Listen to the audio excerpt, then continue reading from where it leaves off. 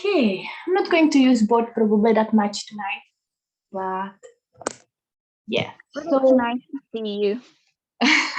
thank you. You can put cameras on too if you want.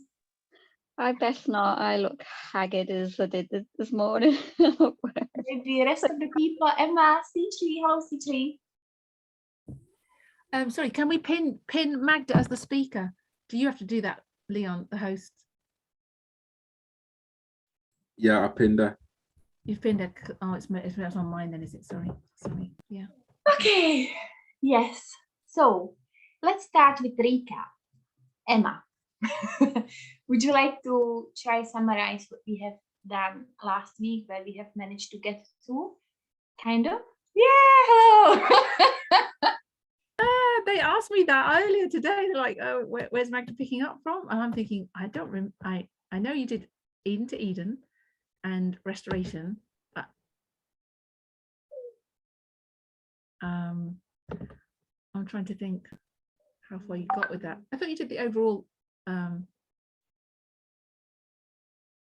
Yeah, you did the chiasm with the sin of Eve and the sin of Cain and the worship, the sin of Ham and the sin of Cain, and you showed that chiasm and how it'd be restored at the end, the 3 steps of inequality, worship, and racism. Or yeah, so I think we mainly centered on that. I'm not sure if we went much beyond that. Can't remember. Yes, definitely. That's our big point. And we went a lot through how slavery and racism is it's a key, so we can compare and contrast sexism with that. Yeah. So that helps us a lot and tells us a lot. So even what we were talking now, that was for me quite helpful even during today, during the discussions. So we went through that, and I see Curtis is here, and Debbie, hello. Hi. Okay, let me see if Curtis knows if he wants to recap also what we have done. He wants to add something.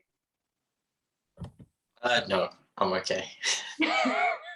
Yeah, that's nice. Yeah, if you can put on videos, that's perfect. Yeah. Okay, so the chiasm line, then we went through the racism and slavery is the key. We went through a few quotes from Patriarch and Prophets, and we saw that so basically, one second, sorry.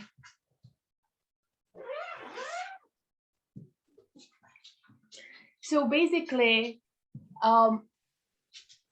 Elder Tess was discussing prophetic curse, that it's not something what God did invented, as a lot of people think. So she went through Patriarch and Prophets. She's sure it was a prophetic curse, which means that it was prophesied. It was what's going to happen in the future. It didn't happen straight away. So that was kind of like cause and effect. And she was doing this because some of her friends asked, why did God want it that way? So she went through this point that it was a prophetic curse. So that was only prophesied what's going to happen in the future. It's not what God wanted. Then we went into another Ellen White's quote, which was about slavery. And the quote said that slavery did originate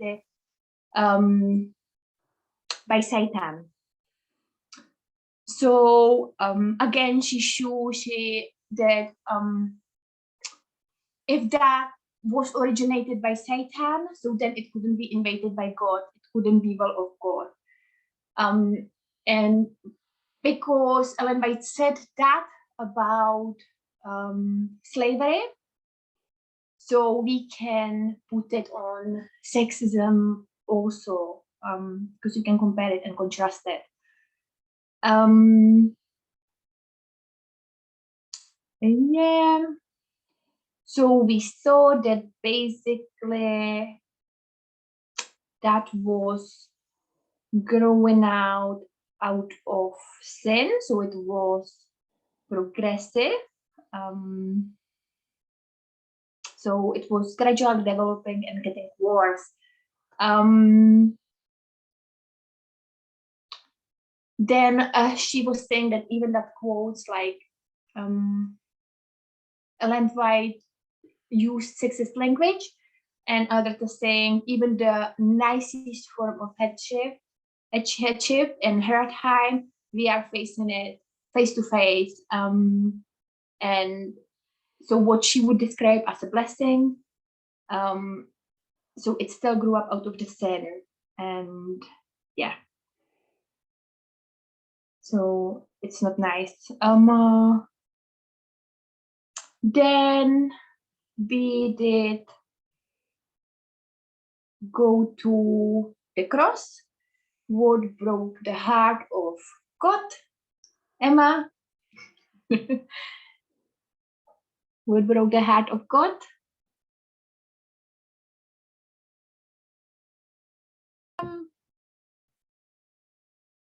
Sorry? I can't remember exactly because you had a quote that was just more specific than just sin. Yeah. I think I remember, but I wasn't there. But can I have a guess? Yeah, of course.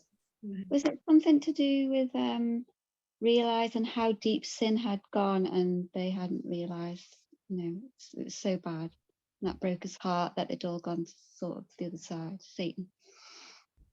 Yeah, that's right. Sinfulness of sin. Yeah, carry on, sorry. Yeah, I don't think they realized the sinfulness of their sin. Yeah, how they were normalized by it, wasn't it? Yeah. So that broke the heart of God. So Elder Tess was asking what means cross for you, because when we are talking about cross, people likes to talking about what God loves, but you need to know God, you need to know what God hates.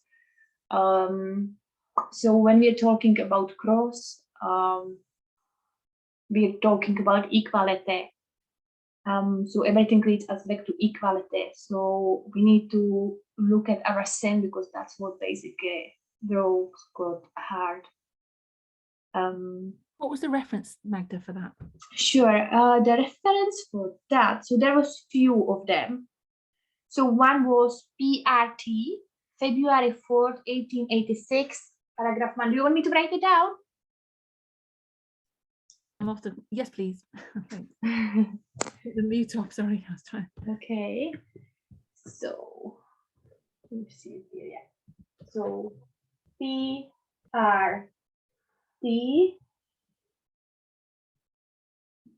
February 4th, 1886, paragraph 1. And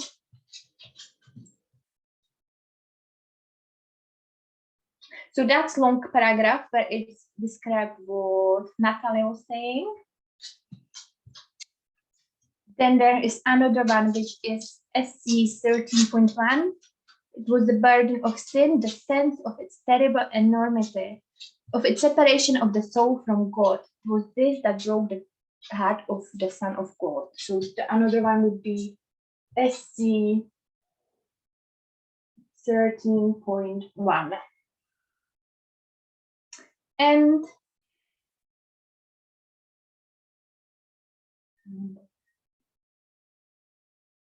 another one would be Great Controversy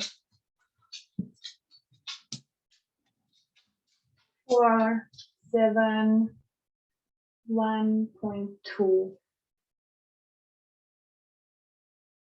So that's kind of like where we left at. Are there some questions so far? Somebody? You can't see, isn't it? There is the light from the window. Yeah, it's a bit hard to see just that actually the number. 1 second, let me try to. Magda, are we continuing from last week? Because what exactly is the theme for today?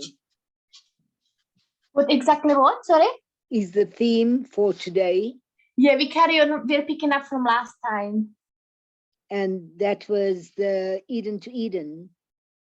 It is kind of like Eden to Eden. So now we will go through. So I haven't finished this presentation. So I will carry on with the presentation, which will go just now into the freedom and equality, how it was at the beginning in the Eden, in the garden. And then there is second presentation from that, which I do find very, very interesting and important. But I don't know if I'm going to go through that. But I want to finish definitely this presentation. Is that okay, Sijri? Yep, that's fine. Thank you for explaining. No problem. Okay, so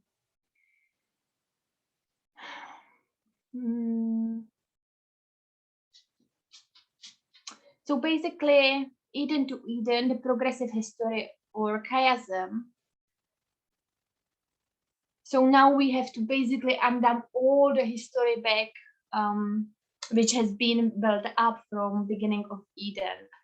So it's the longest sin.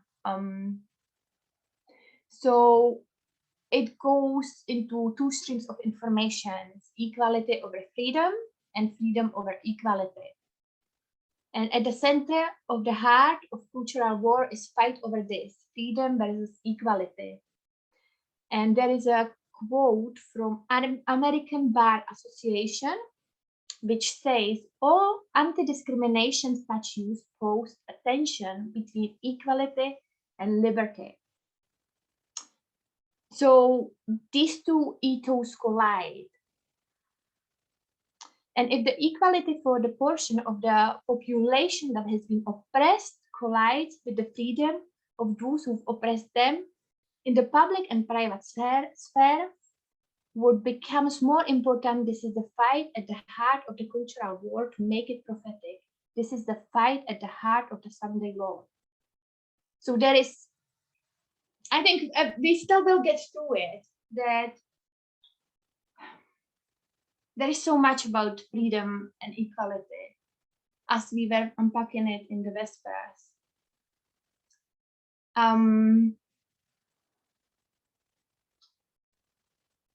Yeah, there is just so much. There is just so much to it, isn't it? I think that's why I'm saying the second presentation from Brazil is very important, because there is kind of like enlargement again on the Vespers, on the libertarianism.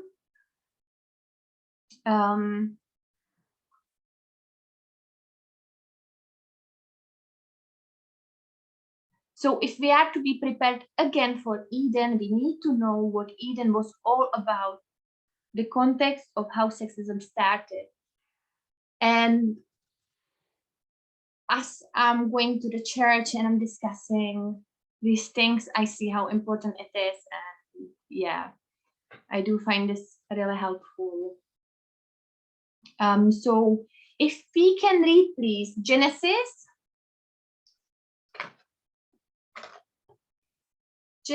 2. Okay.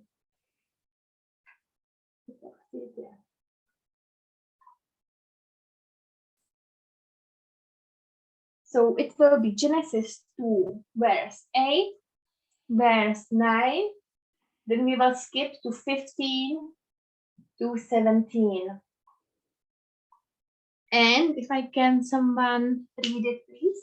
If someone can read it.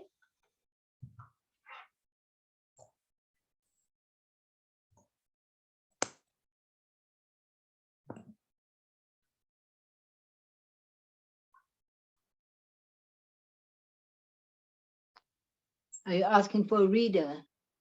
Yes, please. Okay, I'll read. You said 2, verse 7 and 8. So Genesis 2, 8 and 9 first, Yeah. please. And then 15 to 17. Yes, perfect. Thank you. Okay. 8 and 9. Okay. And the Lord God planted a garden eastward in Eden, and there he put the man whom he had formed. And out of the ground made the Lord God grow every tree that is pleasant to the sight and good for food, the tree of life also in the midst of the garden, and the tree of knowledge of good and evil. Verse 15. Mhm. And the Lord God took the man and put him into the Garden of Eden to dress it and to keep it. And the Lord God commanded the man, saying, of every tree of the garden thou mayest freely eat, but of the tree of the knowledge of good and evil thou shalt not eat of it. For in the day that thou eatest thereof, thou shalt surely die. Thank you, Sishri. So, Eden is built upon what principle? It's built on freedom, it's built on liberty, but there's one tree. There's this one tree, thereof thou shalt not eat.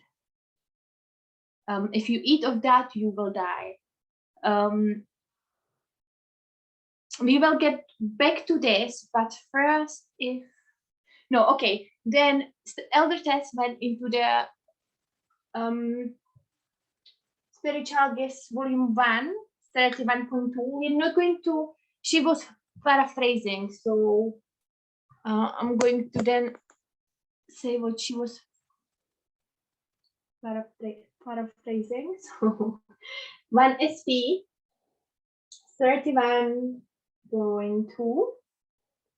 And so Satan has sinned. He had been thrown out of heaven, and he is thinking about what he will do next. He is shuddering of thought of introducing sin to Adam and Eve. At this early point, Satan has torn like everyone who starts to separate from the will of God. There is process where there still exists regret and remorse, an opportunity to change, but the angels are waiting for the Satan. He needs to have a plan. He fortified himself, banishes the feelings of despair, and determines that he will go through with it. God in heaven then assembles the angels. There have been a meeting, and heaven had decided that Eve and Adam needed to be warned. They needed to have all the information necessary. 2 angels went to visit our parents. Eve and Adam received them happily. They had lots of questions. The angels answered their questions, and then angels gave them entire history of Satan's rebellion and fall. Angels explained them then the nature of their test and the consequences of their test. God had given them a free will. So when they came to that tree and they decided to eat, at that very point, sin begins on earth and humanity falls. What test they're facing? They have much more information than if you eat, you will die. They are intelligent. They know a lot more than that now. I finish the reading and then we will go through it slowly. God says, of any tree you have the freedom to eat, but there is this one tree, if you eat, if of that, every living thing will start to die. They know that it won't hurt just them. The third of angels are destroyed now. They know enough, if they eat that fruit, it's not just them which gets hurt. Every living thing starts to die. And what would this mean for their children? This isn't a kind of test that says all of this suffering in the world because Eve was curious and Adam was hungry. It was much more fundamental test. What do you do when you're given free will? But the freedom that your country provides gives you the opportunity to cause harm. So we will go through that slowly. It's quite a lot. It was not reading this, it was just what Albert was paraphrasing. So he's describing from that quote that Satan has sinned, thrown out of heaven. He went through the process when he was thinking what he will do next. And she's saying that it was this early point where Satan has turned like everyone who starts to separate from the will of God. But there is a process where there still exists regret and remorse and opportunity to change. So yeah, so she's describing the beginning, how it started with Satan, because we can see already there the not only the test, but in the second presentation, she goes into the quote where she talks about Satan and how what happened in the heaven when Jesus was introduced as the equal to him. And basically, Lucifer saw himself as the victim. And that's usually the problem with the right-wing party, with the libertarianism. I don't know if I spell it right. Yeah, so, but that's in the second presentation. So here we see what has happened, that there was still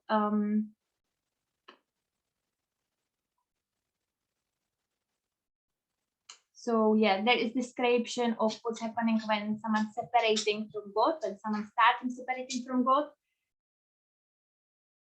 Then there was the meeting in heaven, and in heaven was decided that Adam and Eve needs to be one.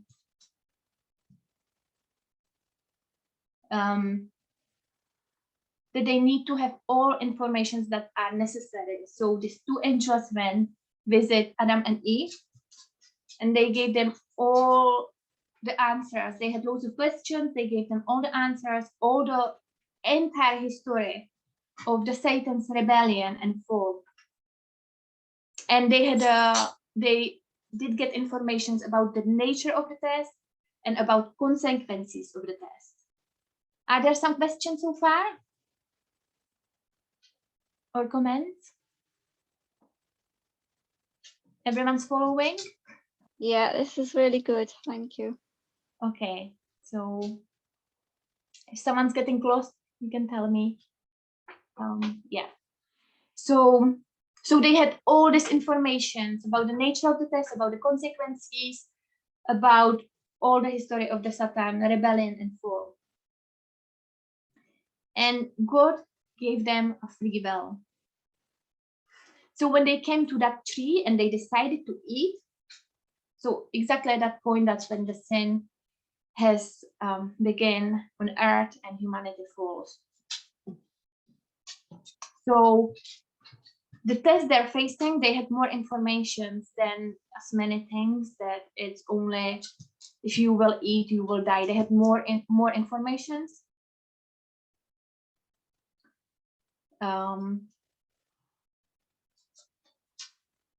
And God says you have freedom to eat of any tree, but if you eat of this one tree, every living thing will start to die. So they know at that point that it's not going to hurt only them. They know that the threat of angels were the fruit already. So they know that if they eat the fruit, it's not going to hurt only to them. Every living things will start to die. And they know also what that's going to mean for their children.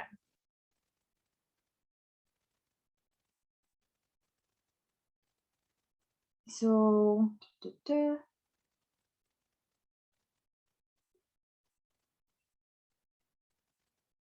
so it was much more fundamental test. What do you do when you're given freedom? Free will. But the freedom that your country provides gives you the opportunity to cause harm.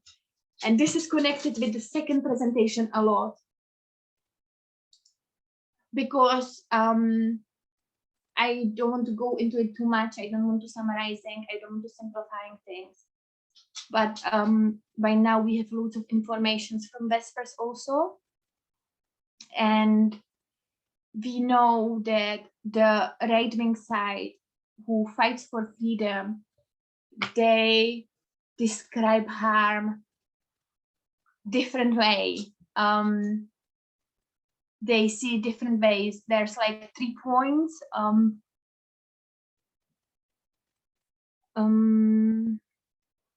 I will jump in there and I will read back from it, so I will be connected.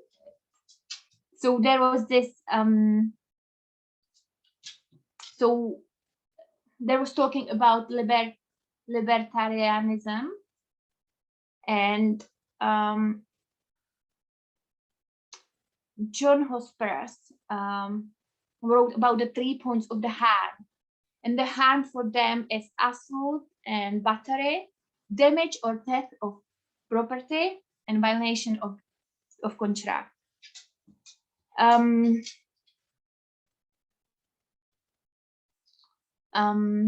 Yeah, no, let's stick with that, sorry, and we will maybe get to that later on. So yeah, so there is opportunity to cause harm. Magda, Uh-huh. I was wondering if we could throw out the question, what everyone thinks the harm is. What does that look like? They see harm in a different way. Does anybody know that's on here? That's good question. Yes. Yes. So did everyone heard Natalie what she said? What the question is? Can you explain again, please? So, or Natalie, would you like to explain? When you mentioned about the right or the libertarians, they see harm differently. I was wondering how we would explain that. What would we say it is and how they see it differently than how we see harm?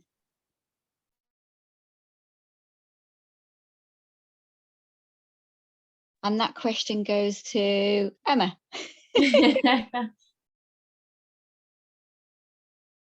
Thanks. I was waiting for the answer. I've been asking this question myself. I'm not sure I know the answer. I don't know how they process that harm. Okay, I'm going to try and go through it. Yes, please do. It maybe will take me a bit of time just because that was the second presentation, so I'm not prepared for that, but I will go through my notes. I should definitely, there's a lot about it, and I think it's very important for us to understand this. And I will start straight away with the beginning point. We need to get closer to right-wing thinking. They feel like they are the victims. And she gave example of Enrique Torrio. And you saw, so that's like one of the ethos of the right-wing. And Enrique Torrio was a person of color. And he did damage the flag of I don't want to say it exactly wrongly. If I say it wrongly, someone can correct me. He did go damage the flag of Black Lives Matter, but what he had saw, that what he has done like a harm, was not about equality, but it was the fact that he did damage someone's property.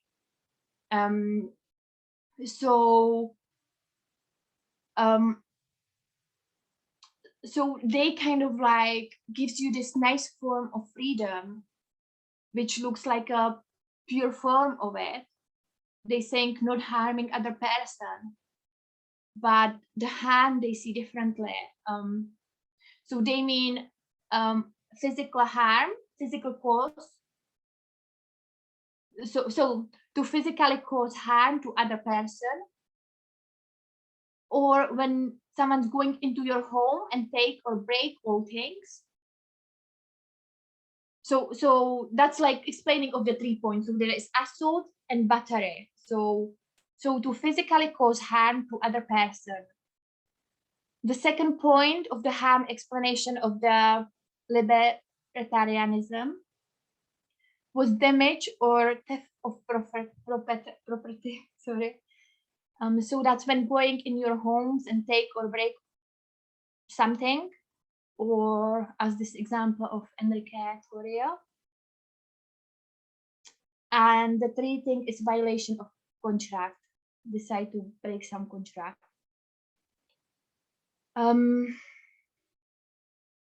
That's a good explanation. You know, when you're watching it, sometimes you just don't get what it really means. So thank you. I just need to You're hear that welcome. again. There is still much more into it, and here is like really well see, like even though they gives you this nice explanation of freedom. So you're saying, sorry, I want to clarify, because I thought that's how we would process it, that you know, if you're causing harm, you're going to assault and battery is harm to someone if you murder them or do something to them, if you take their property. But how do they get around doing that then? What's their logic for, you know, if they're saying they believe in freedom when it doesn't cause anyone harm, but then they go and cause harm? So there is no room for harm done through equality. There is no room for private actions. That is political. Then there was I have to go through slowly through the notes just so it's right. Okay. Are we saying, Magda, that when he burnt the flag, he didn't do it because of he assaulted someone, because of he hurting, maybe, like, you know, it was, he did apologize only because it was the property, so he went and said sorry. Yeah, not because this is the freedom, and I have basically do to the harm to you because I have damaged your property.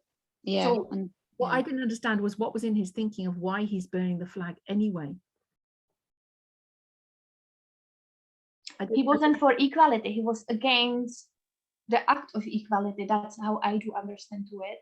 He saw it as a threat, but I don't think he's realizing that. Okay, so is he seeing it as a threat in the sense that he would say all lives matter? That logic, that why are only Black people protesting? Is that the logic? That because he wouldn't outright say he was racist, would he? He wouldn't say I'm racist. I mean, he's, what's the word? He's not, what is he? Mexican? I can't remember what he was. But he would argue that he's not racist, because he says I'm not a racist person. It had nothing, because he says the case has nothing to do with race. It never had anything to do with race. It had to do with the right to self-defense. So I don't understand. I don't think I understood that properly.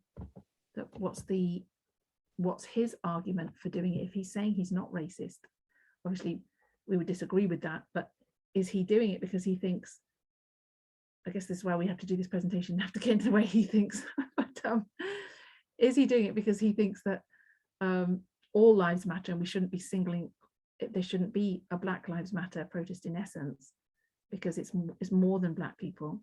Or is he doing it because he thinks that I forgot what the other reason I was going to give then from that, because he says I support the Black Lives Movement, I support peaceful demonstrating, so people have the right to peacefully demonstrate. This is a principle of freedom, but it has to do with the right to shoot in self-defense.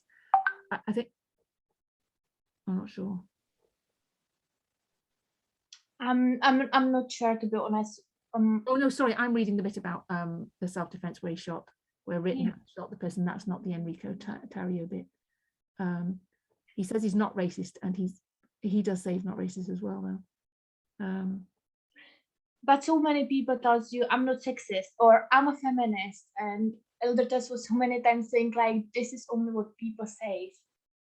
I agree. So when he burns that flag, he's basically he's doing it out of racism. He just doesn't like the whole. I don't know what his argument was. That's why I think I missed that in the original. He sees it as a threat. He sees the Black Lives Matter group or whatever as a threat. So what he says is not actually what he is. I'm not racist, he says, but it's not what he is. So that's why Elder Tess says, listen, don't so much listen to what they do, what they say, but what they do. But then again, she says you also have to listen to what they say, because then you find out who they are. But it's a strange one. If you hear what I'm saying, is he definitely saw them as a threat and didn't like that. And that's not equality, is it? And but his behavior, like Emma says, he says I'm not a racist, so his behavior doesn't match. Exactly. So that's why I wasn't sure why he did that, even though we know could say it's racism and he says he's not. I just wasn't sure what I don't think I understood Is that that- story properly. That's why. Go on. Sorry, go on. No, it's just understanding that story. I didn't when he Yeah. burnt that flag, I wasn't aware of all the what's around burning that flag for him. I mean, to understand how he's thinking. Yeah, it's like people in the movement, I would say, members saying, like, I think Magda mentioned that, or maybe she didn't. You know, I'm not sexist. I allow my wife to whatever or whatever, and their behavior says something different. Or I've got nothing against leaders or women leaders. So you see, it's the same as Tario or whatever his name was, Enrique. Yeah. I'm not racist, but there he is burning the flag. His behavior says something different. Yeah, and here in the notes it's also a number. No, 1 second. Yeah, and I see it. I hear all that. I was just wondering because, yeah, what's around that story is that I guess you're saying it's the threat of something. How he frames it, because like the cake shop, they're framing it's their right to not make a cake because their Christian values, they don't agree with gay marriage. They've got a logical argument, be it, we know it's not a good one, but it's a logical argument that I don't agree with gay marriage, therefore I'm not making a cake for these people and I have a right to free choice in what I do with my business. So with him, I wasn't sure what the narrative was. That was all with that story. But isn't he Mexican? Yes. He is. So Proud how boy. could he be racist? Because a lot of Americans are racist towards Mexicans. I think that's one of the points that was being brought out. That these Mm. Proud Boys don't have to be white supremacists, but they can still be sexist and racist, even though we frame it as Can you repeat that again, please? I think one of the arguments brought out when Elder Tess did that was that, we see these groups like Proud Boys as white supremacists, but he's Mexican, so he doesn't fit the, he's one of the leaders and he doesn't fit the bill, and so they can hold him up as a flag himself and or as a motto or whatever, to say, look, we're not racist, that one of our leaders is Mexican, he's not white, but the ethos is the same, that anti but it is racist and it is sexist. So it's but sexism is the thing she's pulling out, that they've all got that in common. So he doesn't have to be white, but it's still male supremacy. That's the bottom line, it's male supremacy. And yeah, so I have here in the notes also, it's an Sophie commented in the chat, Black Lives Matter is an attack on his culture, his American identity and culture. And as Elder Tess is showing in the culture studies, culture underlies our politics and our morality. So it could be that his culture permits him, in his mind, to do this harm. I agree on that. It is attack on his culture. Okay, it must be. So he identifies with and why would that specifically Black Lives Matter march be an attack on his culture? Is it because he identifies with American culture as being and with I can't say it. Libertarianism, it's also this beliefs, isn't it? So you think, so let's put it the other way, you think he would This agree point, with freedom, and he says that the freedom to march, the freedom to speak out, the freedom to peaceful protest, I think he would have to agree with that. That's an American cultural thing.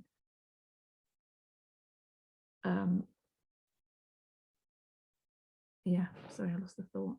With his culture permits him in his mind to do this harm. So what is he identifying as? I'm not, yeah, that's what I was trying to clarify.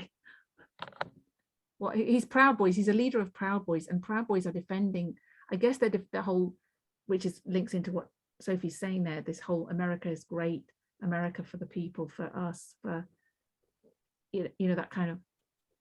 Well, then he must be deluded somewhere along the line, because if how many are in these, how many non-white people or classes non-whites are in Proud Boys? How come he's the leader? I don't get it, unless he's identifying with them to prove that, his race is not involved in, it's just his race is not involved in the whole fight. but it is. Like, sorry, I can't get my head around that one. Yeah, I'm not sure exactly what Proud Boys stand for per se. Except He's just been, I think he's just also been sentenced for for causing the insurrection, I think. January the 6th. is he? Yeah. Isn't that the time period we're talking about? Yeah, with the Black Lives Matter flag.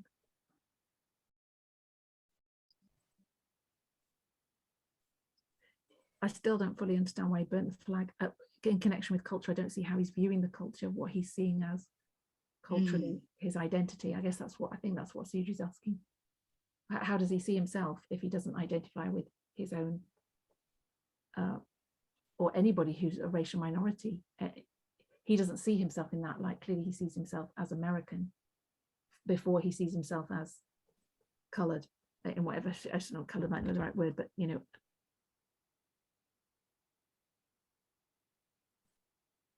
Is he educated? I mean, you know, like to Standard Up University, or is he a CEO, or is he got a corporate job, or because I don't know, it just seems really peculiar. I don't know. I'm sorry, I don't know about that, about his case much, and yeah. But in the notes is also we need to get into hard what it means. Number one, we should already understand number 2 and 3, the victimhood. So the number 1 was assault and battery, number 2 was damage or theft of property, and the third was violation of contract. So the 2 and 3, it's the victimhood.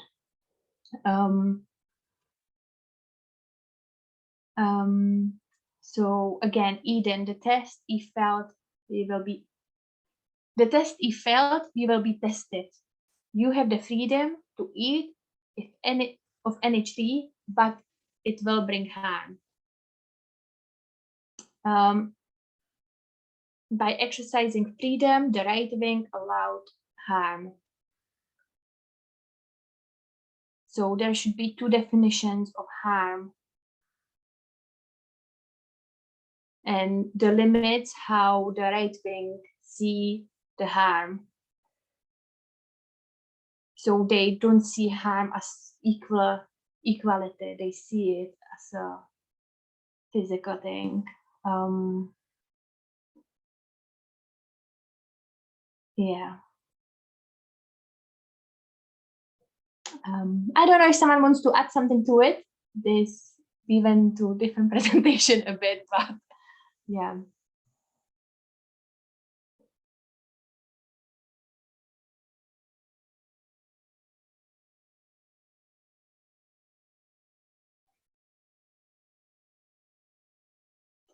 Some points to that, or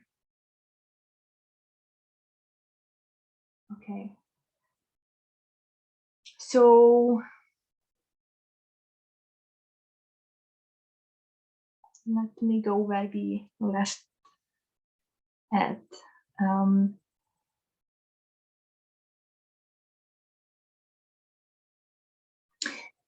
So the test for Adam and Eve is freedom over equality or equality over freedom.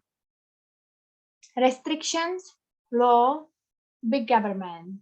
Even if it impacts their freedom, even if they don't like it, freedom over equality or equality over freedom. So here you see that when equality and freedom collide, to choose equality, you do have to limit yourself a bit with your freedom. There has to be a bit of your freedom taken away. And I think this was really nicely seen on COVID and the mask mandate, mandatory. To protect the minorities, you had to take a bit of your freedom away and wear the masks. So that was seen there quite a lot.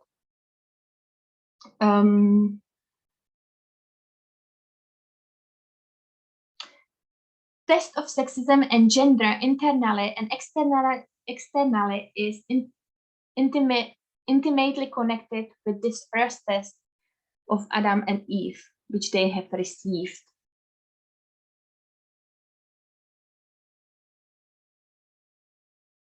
So what's the point if God taking people from this earth, putting them in a new Eden, and people say, I prefer my freedom. I will eat whatever I want to eat. Not because I'm hungry. The test was not that base, but because my freedom, society's freedom, trumps the demands of equality. And then she's saying 2014, 2016, 2019, multiple Supreme Court cases, past, present, and future, and the Sunday law itself.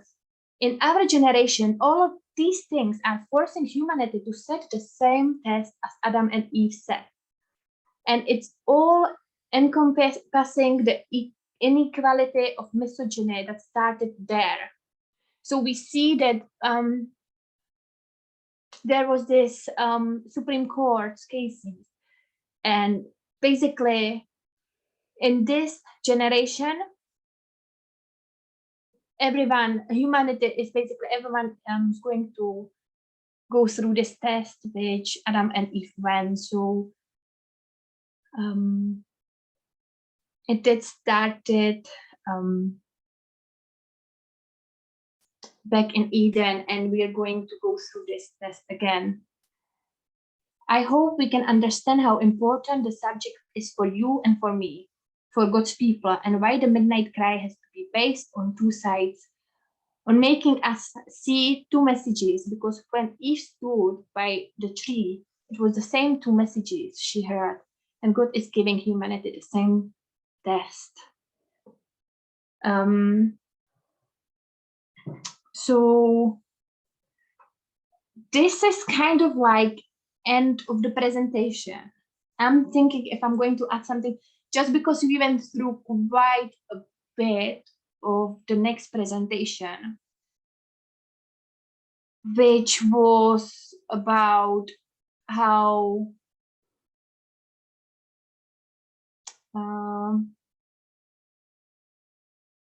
libertarians see harm,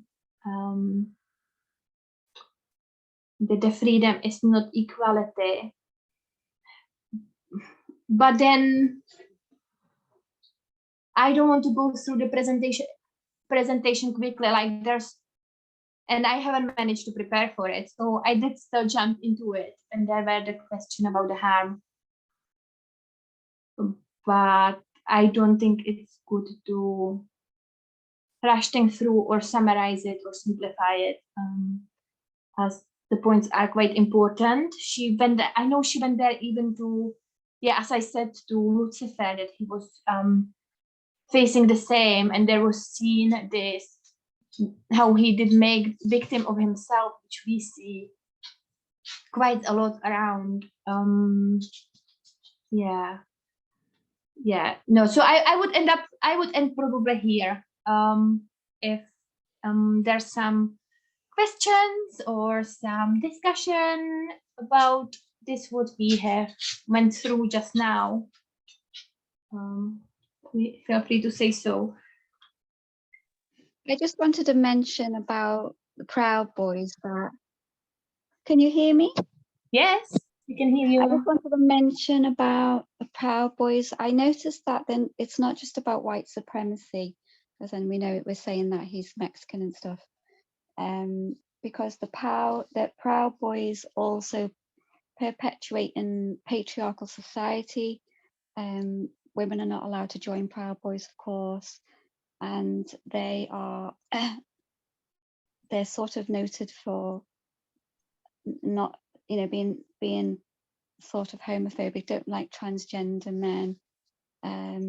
So I think it's not just about white supremacy, it's all the other things that kind of Trump stands for as well.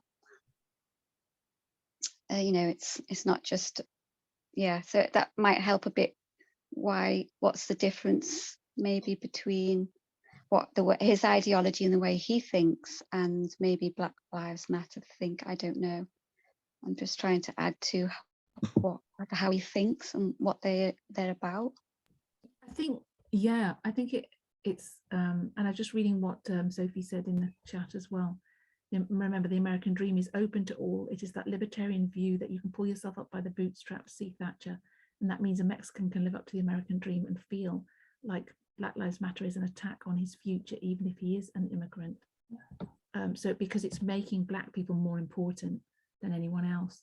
So it's saying that there is an... Can you speak up? Sorry, yeah, because I think it's because that would elevate Black people as more important, and that makes him a victim then. I think that's the logic, that, you know, why are these people getting the limelight when I'm just as important as them? I've got just as much I could complain about, or I've got, you know, it somehow elevates the cause of the Black people more than anybody else. So it puts in, it means there's an imbalance there, because I was just reading back through what you were saying, Magda, and what she said in that presentation. I think it makes a bit more sense now that when you put freedom over equality, what that does is there's different people thinking under that banner. So the first group are saying, yes, freedom and equality both matter, but if you have to choose one, it's freedom over the other one.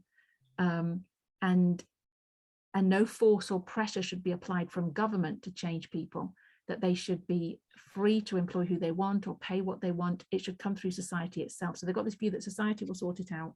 No government has to intervene and do that. So that's at the heart of that. And then the second and third group, the second group believes that there is this inequality is a myth. There is no inequality. Everybody has access to equality, which is, I guess, kind of what Sophie's saying there, that everyone can have the American dream. Everyone's got opportunity. We've all got the same opportunities. And that's a kind of Ben Carson, you know, I did it. It's possible, therefore everyone can do it. You know, I'm a token of a Black person who's made it. Everyone can do it because I did. That whole idea that there is no inequality, it's a myth. So if you follow that through with women and men, there is no inequality between males and females. All females have the same opportunities. Stop, you know, playing the violin and saying poor us.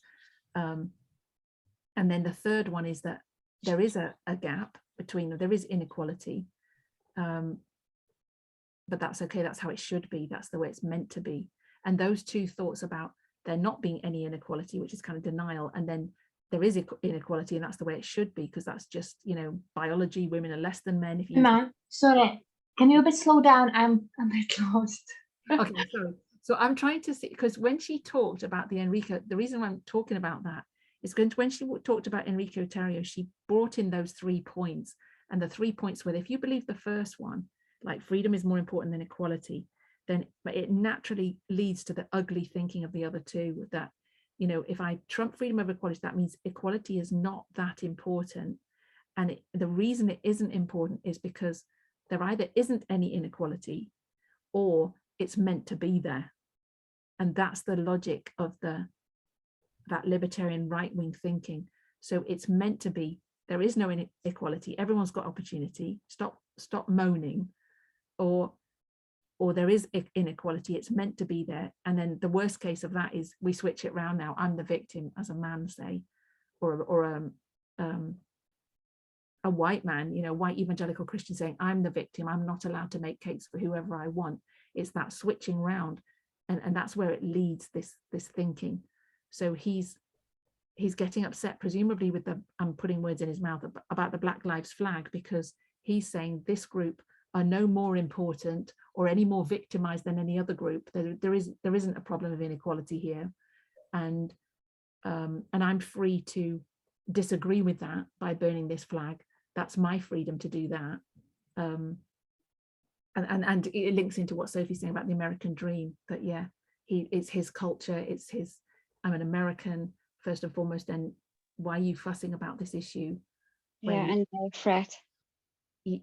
Yeah, threatened by the fact that they're making a noise and they're becoming center of attention over this thing. Because freedom is more important than equality, because he doesn't see the importance of equality, and really how it leads to this really negative thinking, poisonous, ugly thinking. She describes it as ugly thinking, elder tested.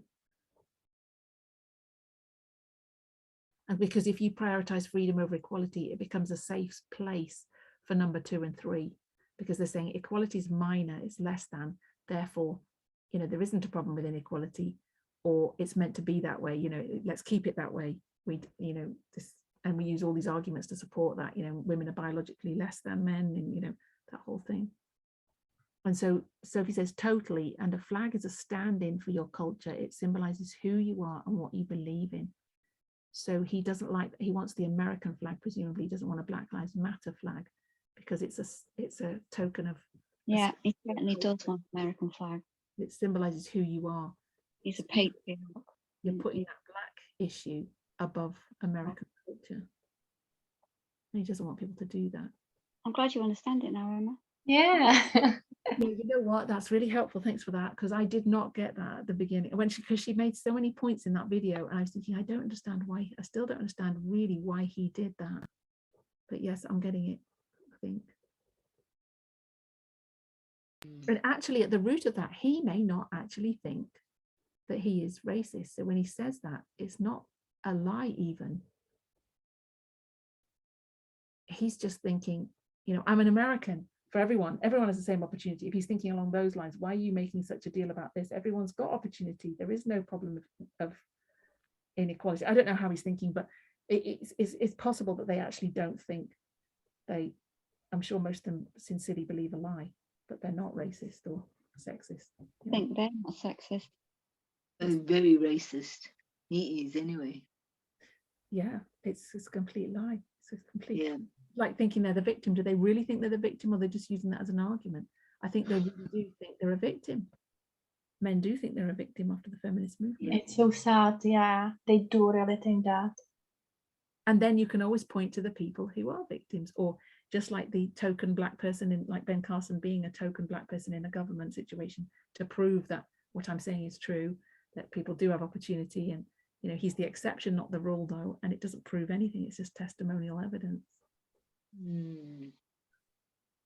Yeah. Thank you so much for these points, Emma and Natalie and Sophie. Yeah. Thank you for the study. You're welcome. You're welcome. Pleasure.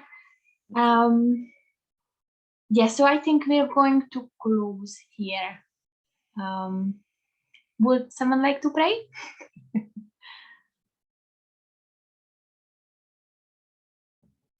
Yes, all right, I'll pray if nobody else will. Thank you. Go on.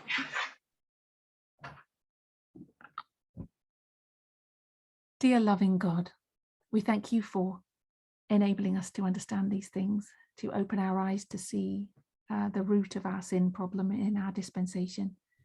We read the quotes from Ellen White about what killed you on the cross, and the depth of that sin and how normalized it's become.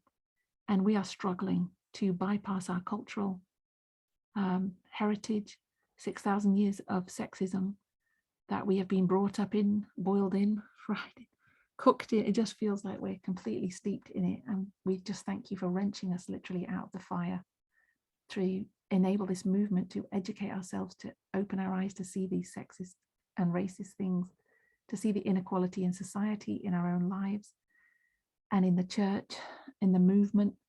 We pray that you would help us to continue to fight the good fight, to not get weary in well-doing, as it seems a battle every day to combat our own thoughts and feelings and the sexism that we see all around us in society.